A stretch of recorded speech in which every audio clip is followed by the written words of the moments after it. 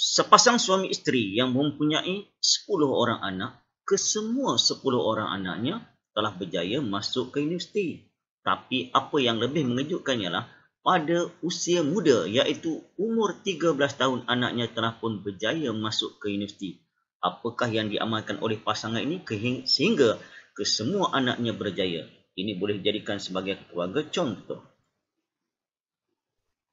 Untuk mengetahui dengan lebih lanjut, berkaitan dengan tajuk yang akan kita pelajari pada hari ini iaitu keluarga bahagia dalam bahasa Melayu tahun 5. Objektif yang ingin dicapai pada hari ini, cikgu mengharapkan murid-murid dapat memahami maklumat yang tersurat dan tersirat untuk memberikan respon berdasarkan teks dan gambar. Kemahiran pada hari ini adalah kemahiran membaca. Tajuknya iaitu keluarga berjaya. Afifi, Kaijun dan Sofian telah menyertai lawatan sambil belajar anjuran kelab pembimbing rakan sebaya Sekolah Kebahasaan Seri Damai. Mereka ke perkampungan orang asli di negeri Selangor. Lawatan itu untuk beramah mesra dan menyelami kehidupan masyarakat orang asli di sana. Mereka telah diperkenalkan oleh Tok Batin dengan keluarga Encik Anjang. Afifi tertarik akan sikap Encik Anjang dan keluarganya yang mempamerkan raut wajah yang tenang. Tutur kata mereka pula sopan dan penuh beradab. Kehadiran rombongan itu ke rumahnya disambut dengan tangan terbuka. Menurut Tok Batin, keluarga Encik Anjang contoh keluarga yang berjaya di kampung itu. Walaupun Encik Anjang tidak mahir menulis dan membaca, beliau amat mementingkan disiplin dan pendidikan kepada anak-anaknya. Oleh sebab itu, beliau memberikan pendidikan yang sempurna kepada keempat-empat orang anaknya sehingga berjaya. Selain itu, keluarga Encik Anjang amat disayangi oleh penduduk kampung. Hal ini dikatakan demikian kerana anak-anak mereka sanggup berbakti kepada masyarakat sekitar kampung walaupun telah mempunyai kerjaya masing-masing. Encik Anjang dan isterinya orang yang kreatif. Dengan kemahiran yang ada, mereka menghasilkan pelbagai kraft tangan dengan menggunakan sumber alam. Hasil seni mereka cukup berkualiti dan kemas. Produk mereka banyak dipasarkan di pusat kraft tangan. Selain itu, produk mereka juga diiktiraf oleh Kementerian Pelancongan Seni dan Budaya Malaysia. Kejayaan keluarga Encik Anjang menjadi contoh kepada penduduk kampung. Sikap berfikiran terbuka dan semangat kemasyarakatan yang diamalkan menjadi kunci kejayaan kepada keluarganya. Cikgu harap kamu telah bersedia untuk latihan pada hari ini untuk lebih memahami tajuk yang kita pelajari pada hari ini. Murid-murid dikenaki menulis maklumat tersurat dan maklumat tersirat serta memberikan respon.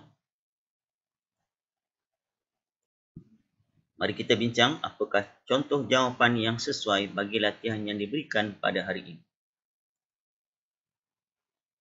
Yang pertama, maklumat tersurat yang pertama, lawatan ini untuk beramah mesra dan menyelami kehidupan masyarakat orang asli. Lawatan ini untuk beramah mesra, kita pergi ke sana. Maklumat tersirat di sebalik lawatan ini dapat menambahkan pengetahuan tentang kehidupan masyarakat orang asli. Kalau kita pergi tempat orang asli, kita akan tahu macam mana kehidupan mereka. Respon pula, kita patut mencontohi sikap orang asli yang berhemah tinggi dan tekun bekerja. Itu ialah respon berdasarkan maklumat tersurat dan tersirat. Yang kedua, kehadiran rombongan disambut dengan tangan terbuka. Ini ada simpulan bahasa tangan terbuka. Sedia menerima tetamu. Maklumat tersirat dia, meraihkan tetamu dengan penuh kemesraan. Dan respon pula, kita hendaklah mengamalkan budaya menyambut tetamu secara berhemah. Tengok, orang asli yang dikatakan tinggal dalam hutan pun sanggup menerima tetamu ataupun pengunjung ataupun pelancong. Dan cikgu sendiri pun pernah pergi tidur semalam, bawa murid satu bas tidur bersama orang asli dekat Morib sana. Mula-mula murid takut, geli dan sebagainya, tetapi kita belajar apa yang kita dapat selama semalam di sana. Seterusnya, memberikan pendidikan yang sempurna kepada keempat-empat orang anaknya sehingga berjaya. Yang tersiratnya apa?